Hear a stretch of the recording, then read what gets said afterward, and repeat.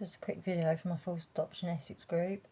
Basically, after my Facebook got taken down because of being a Tommy Robinson supporter, my 10-year Facebook, which had over 3,000 members or something like that for Forced Adoption Essex, and it was a huge group.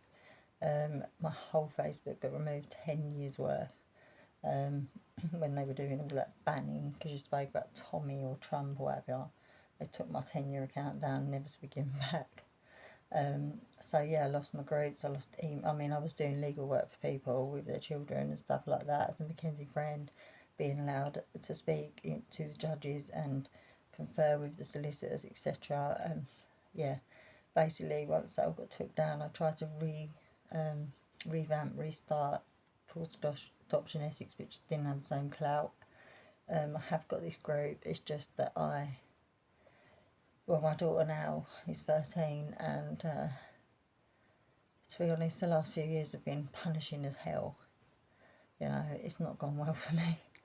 I'd love to see her, to want to see her. I still despise the people every single day, and I still can remember the days, every day, every court day, every day without her. It's life changing, but not in a good way. However, I'm still here, I'm still strong, I'm still going, and I had to step away from all the children stuff for a while because it was really affecting me a lot, because I won my daughter back in front of the highest judge in the land, Lord Justice McFarlane, and unfortunately I somehow got wrapped up in some silly criminal situation with absolutely nothing to do with me, because I had the same surname as the main people in this group of people that were defrauding people, literally asking me to use my bank account to put their wages in. It turned out to be they were defrauding people and using all sorts of other people. Well, I was in a terrible state and I had nowhere to live because my house flooded, etc.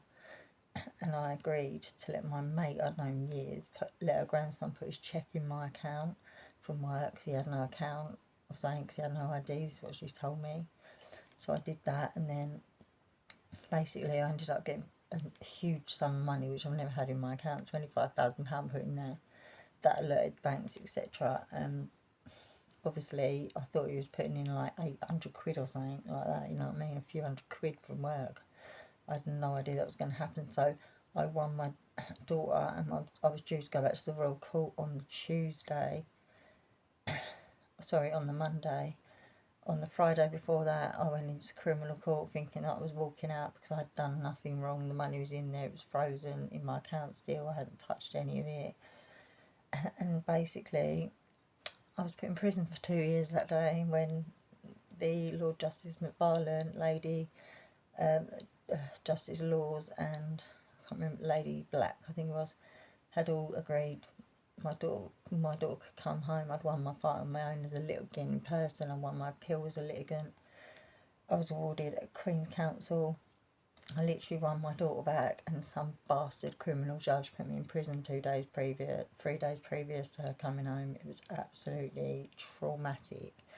Really, in reality, they should have, kept her in the system maybe for a little while with who she was with, which was a really lovely lady. It was only a few months. They could have done that, but no, they severed our relationship forever.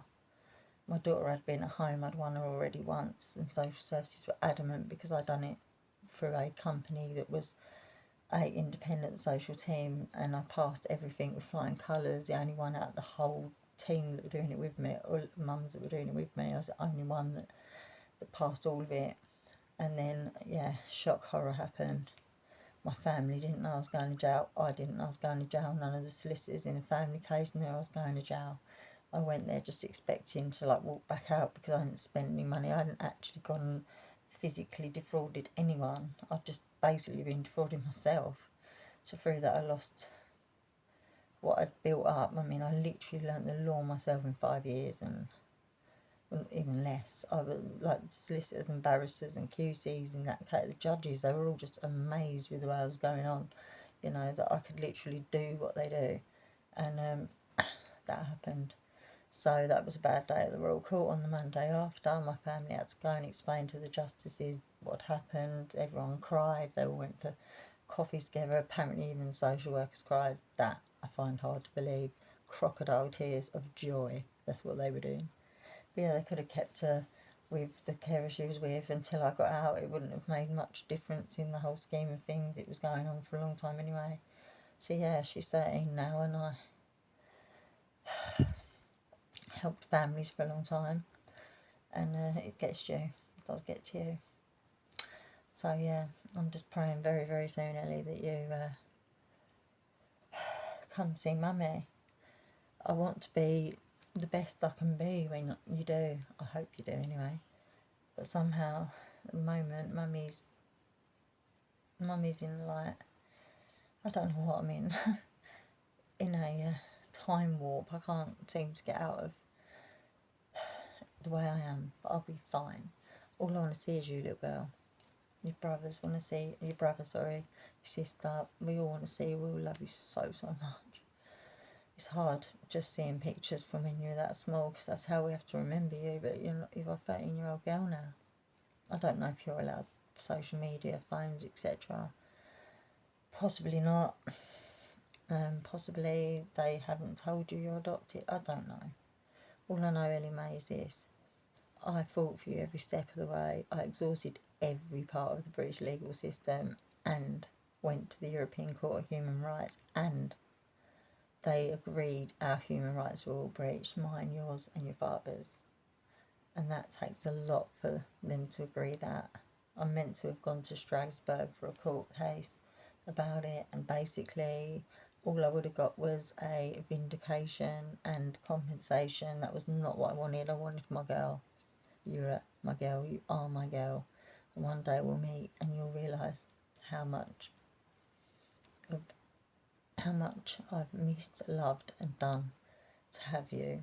Never were you abused, never, ever, never, you never would have been.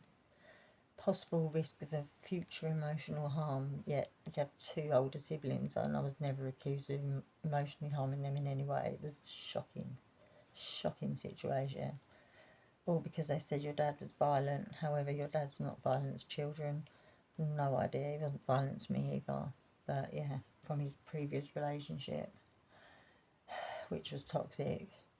But yeah, Mummy loves you, Daddy loves you, the whole family loves you, Ellie.